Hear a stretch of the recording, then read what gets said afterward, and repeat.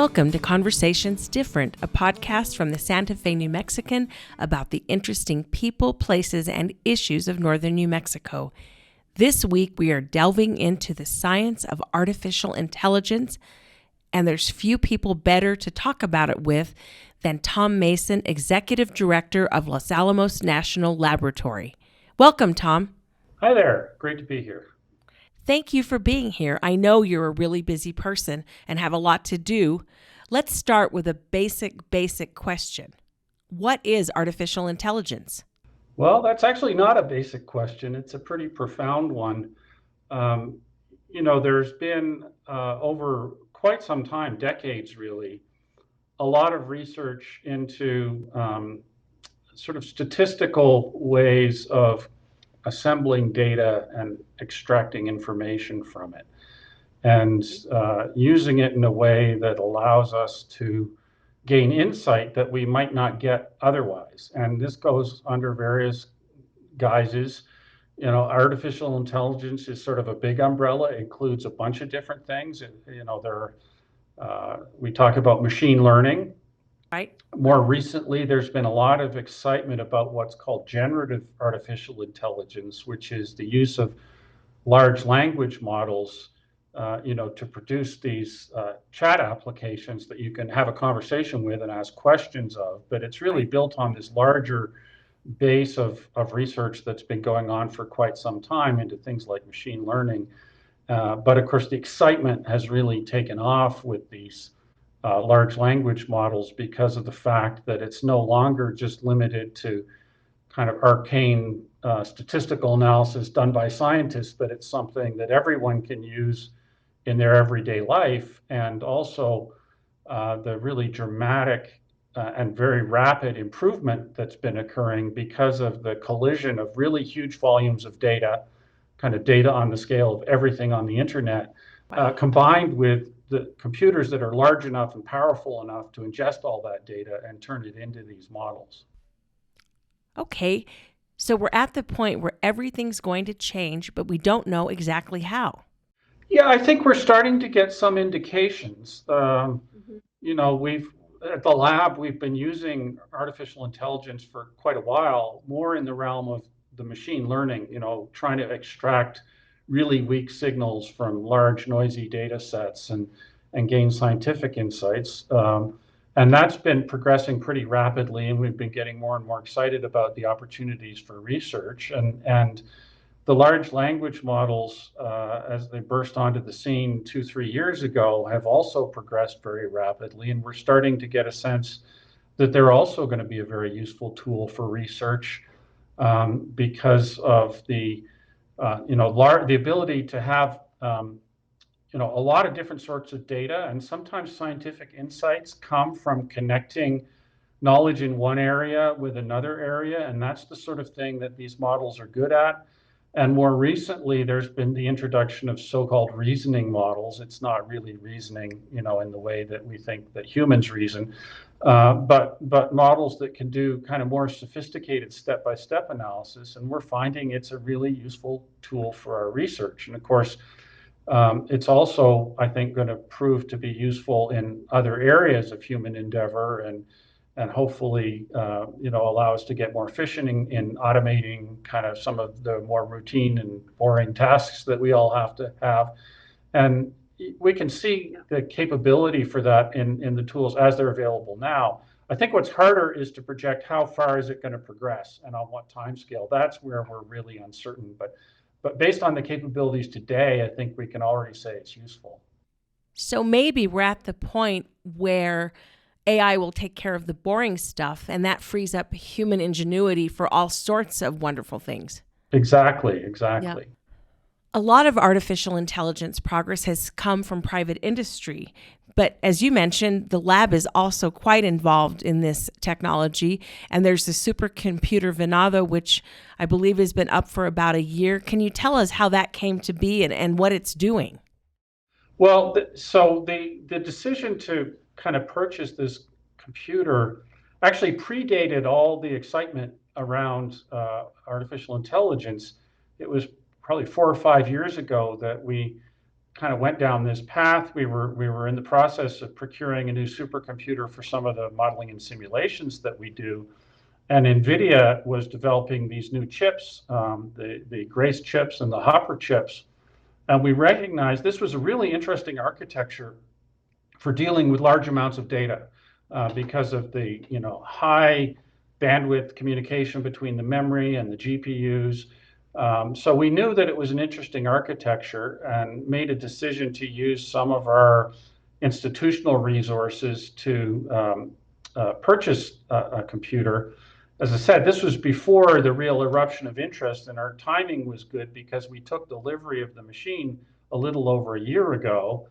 And in fact, if we decided we wanted to buy it now, it would cost a whole lot more and we'd be in a long queue waiting to get it because there's been this huge eruption of interest. But nevertheless, we arranged to purchase it. And so for the first year, we were using it to do kind of open science research in areas like fusion and biology, and basically try and understand how we can use this methodology of these large language models, but apply it to scientific activities where the language isn't the English language, it's the language of chemistry, or it's the language of physics, or the language of biology. And so we had a number of projects that I think really convinced us that there is utility there. And then more recently, this spring, we actually moved that Venado supercomputer, which has 2,560 of these so-called GPUs, the Hopper GPU for doing this training and inference, and we moved it into our classified network. And that allows us to use the tools not just for the open science research that we do, but now we can use it for some of the national security work that we do.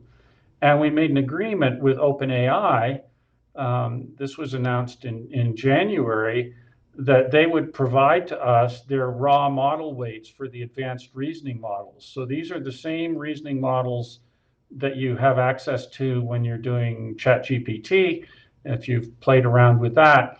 But because it's on our computer in our classified space, we can load data into it and have conversations with it that we could not do, obviously, in an open environment, since a lot of our national security work is quite sensitive. Right. So that transition's been underway, and in fact, we've made great progress in getting it up and running. And so we're really eager to see this next phase where we can take some of our most difficult national security problems and bring this tool to bear on them. Does this computer have its own nickname? I keep thinking of Hal from 2001. Well, Venado is the name, and we named it after, of course, Venado is one of the mountains out near Taos. Okay. So it's got a bit of a regional flavor. It's also, of course, refers to the deer. That's what the mountain is named after. So that's that, and we've had the kind of predecessor institutional computer was called Chacoma, which is another New Mexico mountain. So that's sort of our naming scheme for these institutional resources. Our supercomputers for our national nuclear deterrence mission, we've named after tests. So we had Trinity and Crossroads, but this one, Venado, is an institutional resource that we can use for actually any area of research across the lab. Okay, and no one calls it Van for short or anything like that? No. Venado is short enough. That's good. It is one of the reasons the lab might need more energy, because supercomputing takes Venado, up a lot. That machine we've already got. We've got enough power for it. Okay. But we're looking to what comes next, and we've been going through a process to procure our next big machine. Venado is a wonderful machine, but it's not at sort of the scale that we need to be at to do absolutely everything that we need to do. So we've been going through a process to get the machine that will replace Crossroads, and that's kind of coming in about 2027. And that's what's driving the need for more power, because we've got enough power for Venado and Crossroads, but the electricity demand for the lab as a whole has been growing. We've been growing. We're hiring more staff, building new facilities, And that's been, I would say, sort of relatively measured growth. The thing that's really driving the need to expand our electrical capacity is when this next big computer to follow on from Crossroads arrives. That's going to lead to a big step in our electrical consumption. And of course, we have a requirement from the regulator, from FERC, which regulates the electrical distribution, the grid, to have redundant electrical feed. Any community does. In fact, most communities in New Mexico have at least 3 electrical feeds. It happens that Los Alamos only has 2. Okay. And obviously, we've got the Los Alamos and White Rock, the residential communities need electricity. We have facilities that we need to keep power.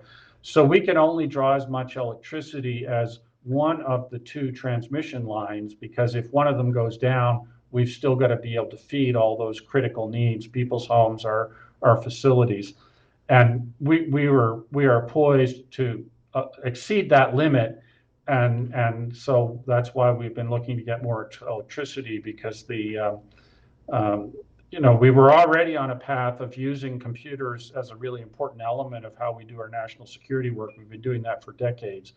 And with the availability of AI, that's kind of pushing what you can get done, which is great, but it's also pushing the amount of electricity you need to power the machine. Okay, that's a great place to take a break. We'll be back in a moment with more Conversations Different.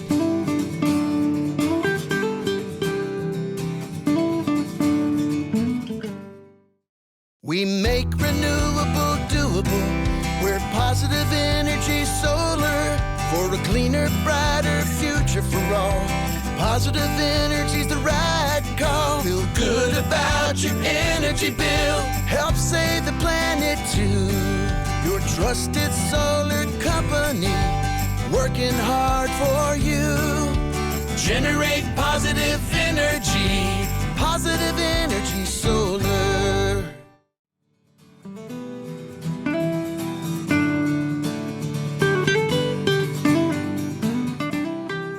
We're back with Conversations Different, talking to Thom Mason about artificial intelligence and its use at Los Alamos National Laboratory.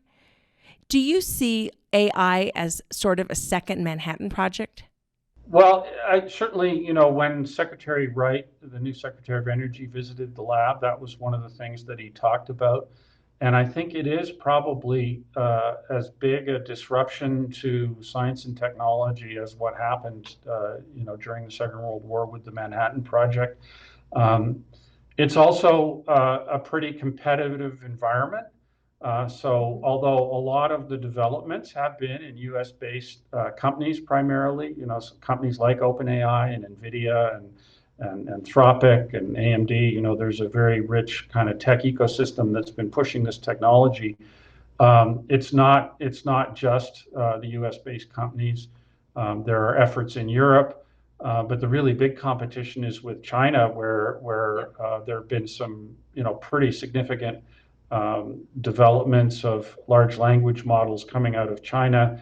And of course, the concern is that because this is a very rapidly advancing field, there could be a situation where, the early leaders get so out in front that others can't just catch up. And although we're certainly fortunate that the U.S. has got a lot of leaders in this field, that some of the recent developments with things like DeepSeek have kind of reminded everyone that lead is pretty narrow, probably measured in months. And there are pretty significant investments underway in China, and that has profound implications in terms of our economy, the competitiveness of U.S. industry, and also for a lab like Los Alamos, we're very aware of the national security implications. Scientific breakthroughs have the potential to change the kind of world order in terms of both the economy and security, and we don't want to get cut short in either dimension. Yeah. It's kind of interesting because NVIDIA, which I understand helped development of your computer, just got permission to sell chips to China. So we have this global trade and at the same time secrecy at the lab. And there was a big debate about that. So Yeah. they had developed a chip that was a little bit less capable than their leading edge chips, with the Okay. goal of achieving the approval to sell it to China. The idea being that, we would still have access in this country to the really cutting edge ones. And they just recently reached an agreement that will allow them to sell those so-called H20 chips. And it's a balancing act, because on the one hand, it's a big market. Right. There's certainly financial value to companies like NVIDIA and AMD and others. But on the other hand, there were concerns that, were enabling the competition. And so, there's been a big debate about that's recently kind of been resolved with this agreement that they reached. I found it fascinating that they're going to pay part of their sales to the government, which seems a different way of doing business than we've done in the past. Yeah, I think it is kind of novel. I'm not sure that that's ever happened before. Yeah. Some people are comparing the development of AI to the invention of the printing press. Do you think that's comparable? Well, I think at this stage, it's already clear that this is going to really change things, and it will change things in a way, analogous to what happened with the Industrial Revolution, Okay. Which had the effect of dramatically increasing, human capability, right? When we got augmented, and I think the printing press is sort of part of that. There was the printing press and machinery and so forth, and it caused disruption. But on the other hand, coming out of that disruption on the other side, it enabled, dramatic gains in productivity and improvements in quality of life. Right. And I think this has that same potential. It will certainly disrupt things. It will change how people work. I think at the end of the day, we'll be able to do more, but our jobs will change. Yeah. The nature of our jobs will change. And of course, that's always unsettling. Especially if you're in one of the fields where your job's going to go away. I mean, that's what makes people nervous, because they don't see what's on the other end of it. Yeah. Well, and of course, it's, always the question is, when you get something that dramatically increases productivity, how does that play out? What we've seen, if you take kind of big picture view of humanity, is we use the productivity improvements to do things we couldn't do previously. We do more. But on the other hand, in terms of an individual doing a job, if there's a big productivity increase, does that mean they need as many people? I know when I think about it in terms of the lab, we've got a lot on our plate. We're being asked to do more. The country is asking us to do more. So as I look at it, I actually need those productivity gains just to do the things that are on our plate. So it's not so much that we will need less people. I think we need the people we have to be more effective, just to answer the call that we see in terms of our mission. So you'll be able to do the job that they actually want you to do without everyone working themselves to death. Yeah. Exactly. Yeah. And of course, that's just a reflection of the kind of difficult geopolitical situation we find ourselves in. That's what's driving those demands on the lab. We live in exciting times. What pitfalls do you see for AI? What do you think people should think about? Those of us, especially those of us who use AI mostly to make memes or for fun things. Well, I think one of the most important things is to remember that it's really misnamed. Okay. I think, it's not correct to call it artificial intelligence in the sense that we think of human intelligence. And if you think of it that way, you're going to get yourself in trouble, because, really, particularly these large language models what they are is they're a sort of statistical prediction tool that says, given this string of words, the most probable next string of words is the following. And it does not, the language model does not understand the content of those words. And therefore, it will simply spit out whatever comes next. And that's, people call that hallucination sometimes, because it can produce very plausible sounding, articulate, completely incorrect string of phrases. Now, they're getting better. They're incorporating the ability to kind of incorporate information that you provide to them, or to go out and search the web, and that reduces that problem. But nevertheless, you've got to be conscious of the fact that you just can't take at face value what it gives you. So it requires a human who actually knows what they're doing to look at it and say, boy, that's really helpful. I hadn't thought of that. I can go and check that this is actually correct and then use it to, strengthen my argument or improve my paper or article or whatever it is I'm writing. Right. But if you don't have that knowledgeable person and you just take whatever it gives you and assume it's correct because it sounds right, you're going to get severely misled. And I think there is the possibility, because it's so kind of articulate, there's the possibility that people actually confuse it with intelligence and imbue into the words it's saying, a level of accuracy that's really not warranted. So I think that's probably the largest danger, is that you actually, you've got to know what you're doing to really get maximum value out of it. And if you just take it as given, sooner or later, you're going to be going down the wrong path, because it will be very convincing and potentially complete nonsense. Right. But it seems like some people aren't just thinking about, well, is what I'm hearing true?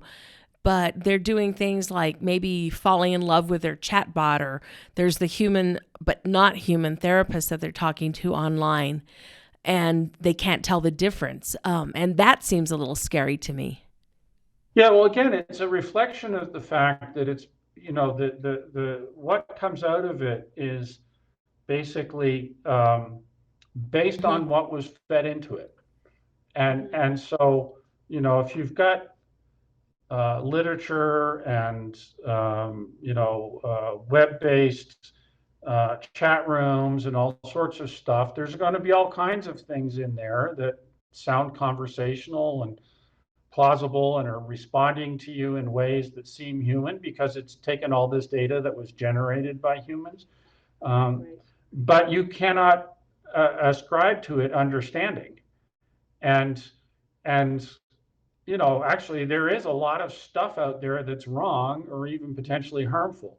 So that's why you have to be kind of careful. And, the companies that are developing these are trying to build in guardrails and prevent them from doing anything harmful. But, the reality is none of that actually causes the models to have understanding in the way that we view it. And some of it can be circumvented, and if people are determined, they can work at it until they pull something out that maybe was not intended by the companies that developed it. So I think you need to view it with a healthy dose of skepticism. And as I said, someone who knows what they're doing and knows how the tool can be useful can get a lot out of it. And it can really, as I said, take a lot of the sort of frustrating aspects of some of what we have to do and simplify it and speed it up. And for very controlled tasks, you can set it up in such a way where I think it is more reliable if you've got a very well-defined set of activities and people are developing, these agents that can go off and do things. And I think we'll all find that very useful. But you've got to kind of recognize that it isn't quite what it appears, and you've got to be, it does not relieve you. In fact, this is one of the things we've been communicating to our staff in terms of responsible use of AI. If you use it to help produce some article that you're writing or something, you, the human, are responsible for that output. And it's up to you to verify that it's correct and that the references actually exist and they're not made up. And you cannot rely that you can stand behind. You have to rely on your own due diligence. So it seems there always needs to be a human to be double and triple checking that the AI work is correct. Yeah, and used in that way, I think it can be tremendously That's a good helpful. thing to think about. I keep thinking about the fact that we're in climate change. You know, we're using fossil fuels, all the things that we've been talking about forever.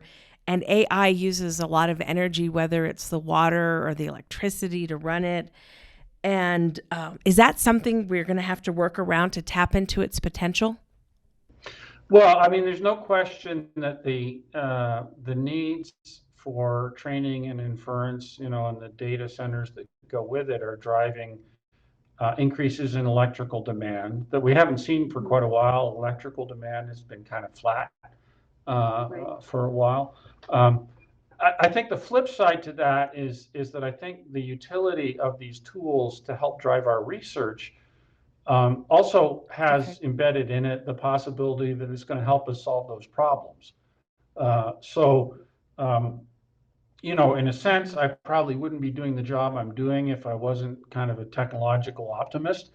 And I think there are technical solutions to how we can get an energy supply that's reliable and affordable and, you know, doesn't pollute.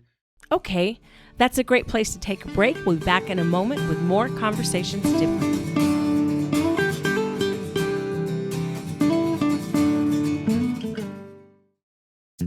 This is Patrick Dorsey, publisher of the Santa Fe New Mexican. Looking to reach a wider audience and grow your business? For 175 years, the Santa Fe New Mexican has been the trusted voice of Santa Fe, with unmatched local reach in print and online.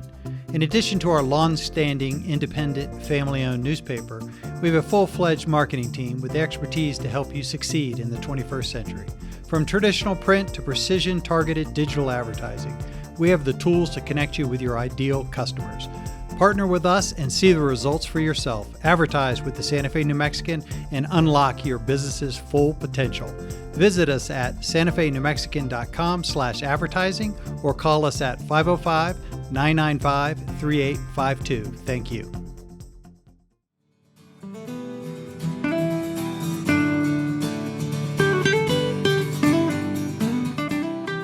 Welcome back to Conversations Different, where we're talking to Thom Mason of Los Alamos National Laboratory.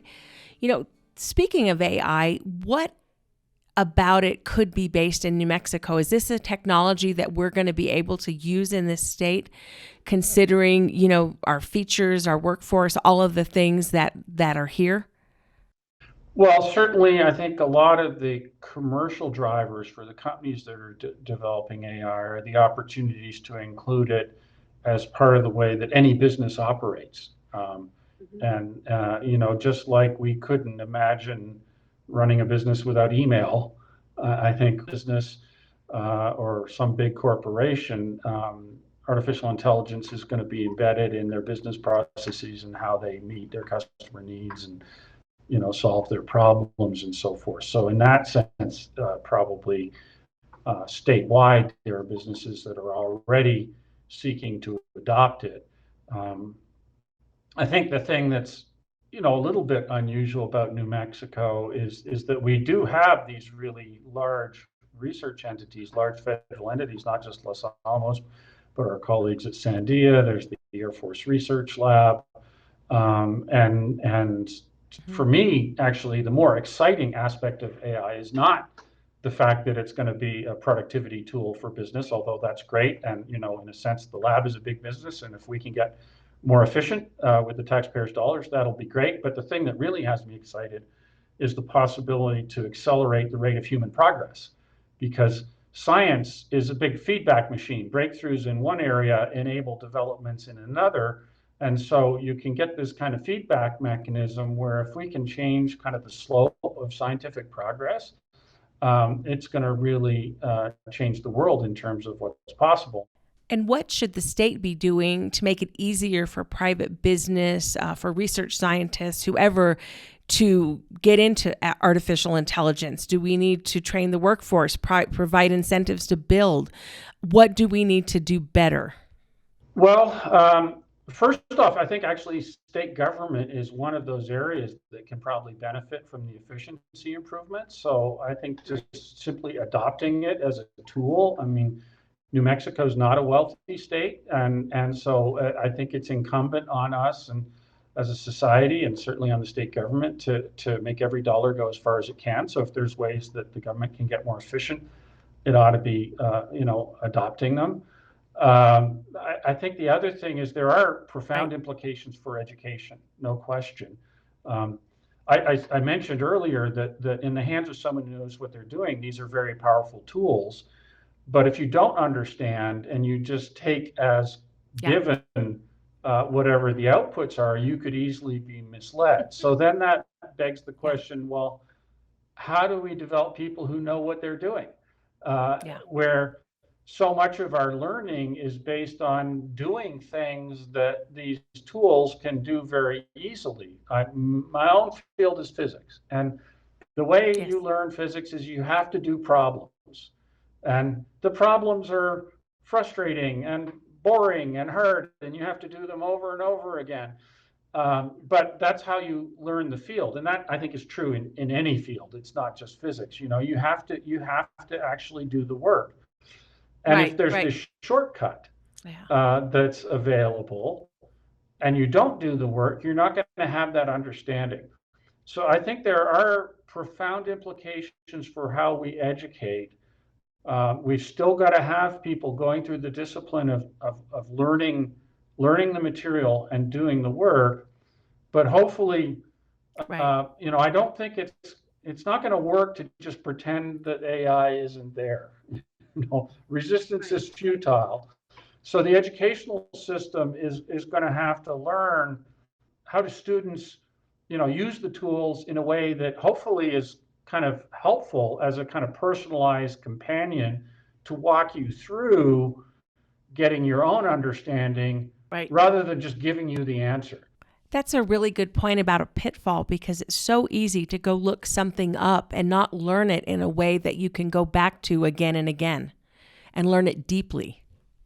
Well, and I was just at a meeting. I'm on the LANL Foundation board. We just had a retreat to talk about the foundation, which supports education in northern New Mexico.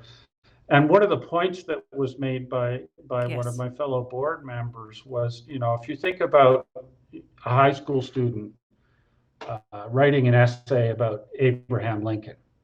Okay. The point of that exercise is not to have another essay about Abraham Lincoln. There are millions of essays about Abraham Lincoln. It's very unlikely that anyone's going to write a new idea that hasn't already been written down. The reason you do it is to develop the skills to go and research it, learn about Lincoln, try and understand, what his contributions were, and then write that in a way that communicates those facts to someone else. And so the whole point of the exercise is actually not the end product. The essay itself is not the point. It's the exercise of writing the essay that is the value that the student gets out of it. What do you tell people if they come up and ask you, what do you think about AI? What should we be looking for in our lives? Well, I think it's still moving very fast. So I think it's fair to say we don't fully know exactly where it's headed, because there's a big debate right now about have we kind of reached the maximum capacity, or is there going to be more gained by getting more data and bigger models? There's a big debate in the technical community about that. So I think that's probably the first thing, is that the full scale of the impact is still not clear. But I would say at this point, it's already clear that it's pretty big. And I think the other thing that's important to recognize is there is a lot of hype too. And so not everything that people are saying, I think, is really absolutely guaranteed to come to pass. And the way that, certainly in the U.S., the way that we undertake these big changes has an element of hype and a bubble, and this is not a new thing. I mean, if you look at the railroads, there was a big rush to put money in the railroads. They probably got overbuilt. A bunch of people lost money, but the world was changed by that transportation network that emerged as a result of all that investment. So the excitement is how we generate the capital to do these big changes. And you had the dot-com boom, in the 90s, where again, everyone got real excited about the internet, and there was a lot of hype and a lot of investment, and a bunch of people lost a lot of money when the dot-com crash happened. But guess what? The internet changed the world. Yeah. I think this is a little bit the same. There is a lot of hype. There's a lot of money going into it. Not everything is going to work, but I think on the other end of it, when the dust settles, the world will be different. And hopefully the world will be better, and human progress will make one of those geometric leaps we see every so often. Yeah, no, I think expanding human capacity has served us well. Our standard of living is a whole lot better than it was before the Industrial Revolution. Doesn't mean we don't have problems. There are important problems that we haven't yet solved, but hopefully AI will help us solve some of those important problems. And that's a beautiful note to end it. This has been Conversations Different. We'll be back next week.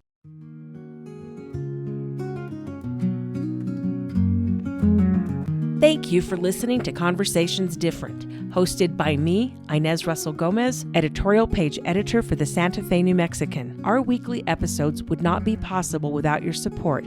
We hope you enjoy them and keep listening. New episodes drop every Tuesday.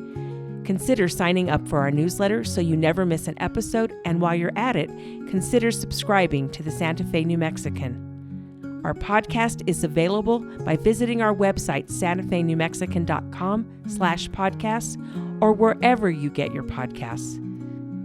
Conversations Different with Inez Russell Gomez is produced by Matt Dalside and Ernesto Cisneros, published by the Santa Fe New Mexican, a local and independent newspaper owned by Robin Martin.